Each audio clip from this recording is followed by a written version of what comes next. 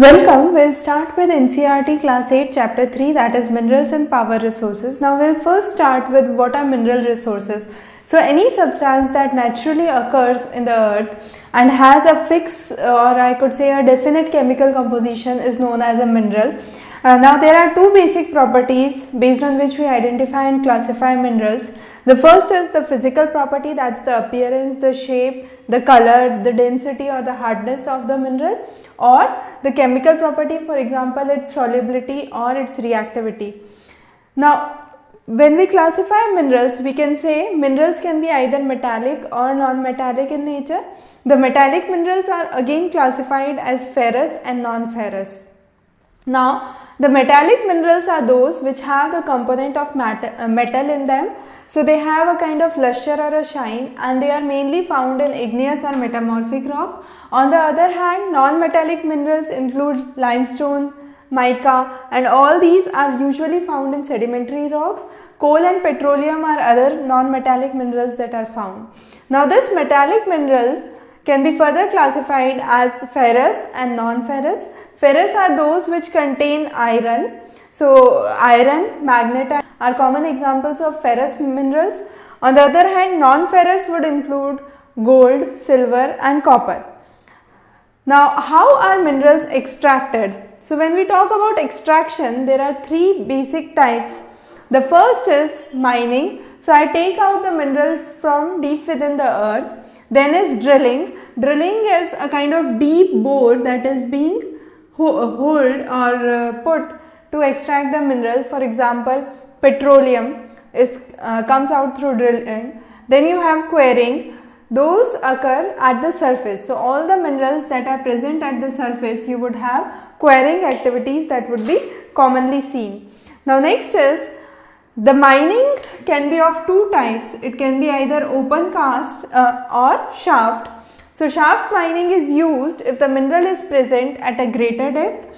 If this is the surface of earth and you have the mineral at a shallow depth, you would use cast mining, open cast mining. If it is at a greater depth, you would use shaft mining. So mining again could be classified as either open cast or shaft mining. Now these were the various classifications and extraction methods. Coming on to the distribution of the minerals and the metals. If we talk about a worldwide scenario, you have iron ore which is abundant in North Sweden, copper and nickel found in Canada, Ontario area. Then you have South Africa which is known for iron, nickel, chromites and platinum. In France you have huge number of limestone deposits and karst topography that could be seen, the underground structures that could be seen because of the limestone deposits in France and Turkey. Then you have Georgia and Ukraine which are known for manganese deposits, and Algeria known for phosphate beds and again for oil reserves. So this is a kind of broad picture of distribution. Moving on to the individual country, individual continent, we'll first start with Asia. Now coming on to the continent of Asia, the Asian continent accounts for half of the world's tin production. China and India. So China and India are the leading producers for iron. Then you have tin that occurs mainly in China, Malaysia and Indonesia. And finally, China again leads in the lead, antimony and tungsten production. So these are the main minerals that are found in Asia. Moving on to Europe. Europe is again one of the leading sources of iron. So this is the region of Europe. Europe is known for iron production. Ukraine, so the part of European Russia, Ukraine, Sweden and France are known for iron deposits. Then again Switzerland is a unique country which has no mineral deposits that are present. It's again known for its banking structure. Then you have the Eastern Europe and the European Russia which are known for copper, lead, zinc, manganese and nickel. The next is North America. North America, you have this region. Now the Appalachian mountain bed here is known for coal deposits. You have the Western mountain range, the Rockies, which are known for copper, lead, zinc, gold and silver. And then towards the north and the Great Lakes, you have iron ore, nickel, gold, uranium and copper that is present. So the 5 Great Lakes account for the north of the Great Lakes, you have iron, nickel, uranium and copper deposits. Now moving on to the South America, which is this region, you have South America. Within South America, Brazil is the highest producer for iron ore. Then you have Brazil and Bolivia, which are known for tin deposits. Chile and Peru, which have huge number of copper deposits and again phosphate deposits. Colombia, Peru, Venezuela, the northern section is known for oil deposits, and there are some other minerals which are present here which are listed. Now next is Africa. Africa is primarily known for gold, diamonds and platinum, and specifically South African region which is known for this. You have Nigeria, Libya and Algeria which are known for its oil deposits. Then you have towards the north, you have the oil deposits, and then among the diamonds, green diamond is considered as the rarest of all the diamonds. Next is Australia. Australia is known for its largest deposits of bauxite in the world. Kalgoorlie and Coalgary are known for gold deposits in Australia. So that's the region we are focusing on, and there are other minerals that are present in Australia as well. Now finally moving on to Antarctica, you have potential reserves of coal in the transatlantic mountains and Antarctica mountains, and finally in the East Antarctica you have traces of iron that have been explored, and those are potential resources. Now when we talk about conservation of minerals, minerals are one of the non-renewable resources as we know, and since they are non-renewable, the only thing that we can do is think and act, that is reuse, reduce and recycle as much as possible to conserve the minerals for the future generations. So that was about the minerals. Moving on to power, when the minerals in India. When we talk about India per se, India is rich in various minerals. You have salt deposits that are seen. So if I draw a map of India here, you have salt deposits in the coastal areas as well as the Sambar Lake in Rajasthan. And India is one of the major producers and exporters of salt. Then you have gold in the Kolar belt in Karnataka, limestone in Bihar, Jharkhand, Madhya Pradesh, Odisha region. Then you have manganese and iron in the same region that is found. So whole of this belt, the Palmau belt, the Raniganj belt is known for iron deposits and the bauxite and limestone. Then you have mica, again you have traces found in Rajasthan and Andhra Pradesh which are major mica producers. Copper in Rajasthan.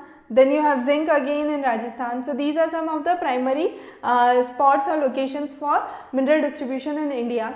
Now moving on to the next topic, that is the power resources. When we classify power resources, there can be various ways to understand the power resources. The classification that this book contains classifies it into either conventional or non-conventional resources. Now let's first understand what do we mean by conventional and non-conventional, and it's important to understand that this is different from renewable and non-renewable resources. Now conventional, if you look into a dictionary meaning, it would say traditional. So anything which we use traditionally, which come under the conventional resources. So for example, I can say fossil fuels, burning of firewoods, burning of coal, petroleum, hydropower, all these would be conventional resources. This can be renewable or non-renewable, but most likely these are non-renewable in nature. On the other hand, you have non-conventional resources which are not kind of traditional resources that are being used for energy generation. For example, energy from biogas, energy from the solar energy, the wind energy, the waves energy, all those are non-conventional in nature. There is one important energy, that's nuclear energy, that has been a part of debate since long, and most of the people classify it still under the non-conventional resources. However, nowadays it has become a kind of common used energy. So some also try to classify it under the conventional section. However, for our lecture we are putting this under non-conventional, since that is the part of non-conventional in NCERTs. Now the conventional, as I said, this has been in common use for a long time, for example firewood, fuel wood. Now we will move on the conventional resources one by one. The first one is firewood, which is primarily used for cooking and heating and is used in more than 50% of the villages. It's easy to use, it provides large energy, but the main drawbacks are it's polluting, it consumes a lot of time, and it also leads to deforestation, which affects our environment. So we move on to the next conventional source of energy, that's the fossil fuels. That can be again coal, petroleum or natural gas. Talking about these one by one, first you have the coal. Coal is used for domestic purposes, which is declining nowadays. It's more primarily used for electric purposes, for generation for thermal power plants. Coal is also known as buried sunshine. Worldwide you have reserves in China, US, Germany, Russia, South Africa and France. In India the major coal reserves are found in Raniganj, Dhanbad, Bokaro and Jharia. It's available, it's extensively available, it is an efficient way for conversion of energy, but it is polluting and it is bulky to transport. The next comes petroleum, which is derived from petra and oleum. Petra means rock and oleum means oil. That means it's a rock oil. It's also known as black gold. It is found between the rock layers. It occurs as a thick black liquid. The countries rich in petroleum are Iran, Iraq, Saudi Arabia, Qatar, Venezuela, US, Algeria and Russia. The exploration of this fuel is not easy. India has reserves in Digboy, Bombay High and deltas of Krishna and Godavari. So now deltas of Krishna and Godavari have also found the shale gas deposits. Now moving on to the next conventional source, that is natural gas. Natural gas occurs along with the petroleum itself. The major countries where natural gas is explored is Russia, Norway, UK and Netherlands. In India you have reserves in Jaisalmer, Krishna Godavari Delta, Tripura and offshores of Mumbai. One of the natural gas that is commonly used these days is CNG, which is more eco-friendly and less polluting. It's much cleaner than oil and coal, and it's much cheaper than oil. The next conventional source is hydel power. Now 1/4 of the world's total energy comes from water.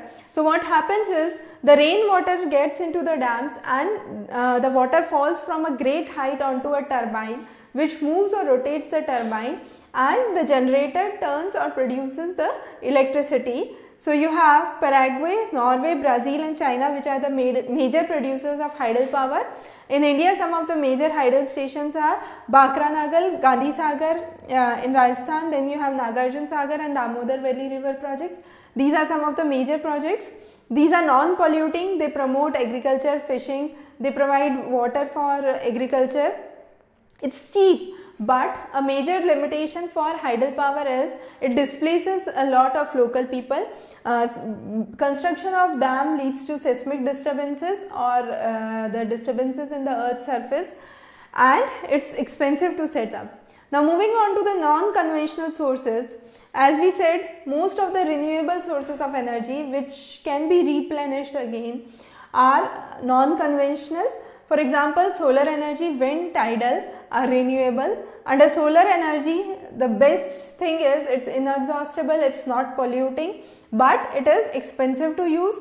The commonly used areas for solar or sun energy to be harnessed are solar heaters, solar cookers, solar dryers. Nowadays, solar panels or solar lights and solar electricity has come into way. Then you have wind energy, which is usually seen either in the coastal areas or in the region of the mountain pass. So the region between them where you have huge winds, heavy winds that flow, you have wind energy that is harnessed. So Netherlands, Germany, Denmark, UK, Spain are some of the major regions where you have harnessing of wind energy. It's again non-polluting in nature.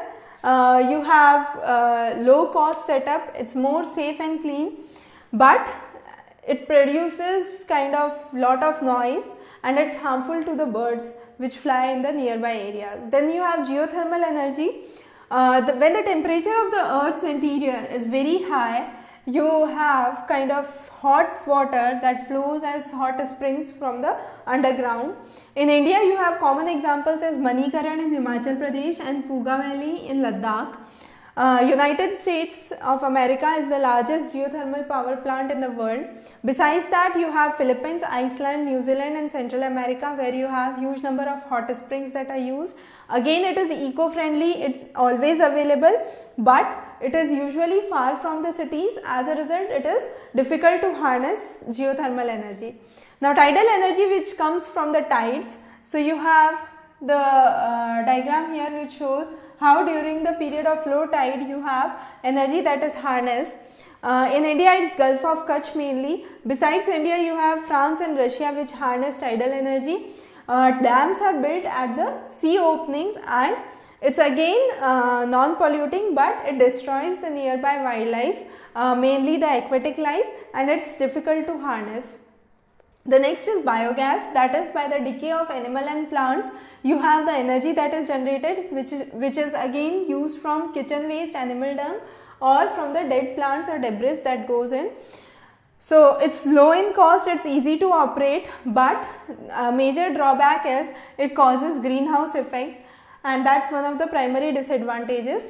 Again, the energy saved is energy generated. So this is a major idea that we follow from the non-conventional energy sources. Now, nuclear energy. Nuclear energy can be either of two types, fission reaction or fusion reaction. Fission reaction is breaking up of the particle, and under fusion reaction you have collision of two smaller particles to form bigger particles. So fusion reaction uses hydrogen, which is, I could say, a part of renewable energy. On the other hand, fission reaction uses uranium or thorium. It's commonly, right now we have technology that harnesses through fission reactions, that's uranium and thorium, which is non-renewable in nature. Now, the greatest producer of uranium is United States and Europe. In India, it's found in Rajasthan and Jharkhand. Thorium in India is found in the monazite sands in Kerala. The major nuclear reactors in India are Kalapakkam in Tamil Nadu, Tarapur, Maharashtra, Rana Pratap Sagar, Rajasthan, Narora, UP and Kaiga in Karnataka. It emits a large amount of energy, but it generates a huge amount of radioactive waste which is harmful to the surrounding areas and the wildlife in the nearby areas. Again, as I mentioned previously, the classification of nuclear energy is still debatable.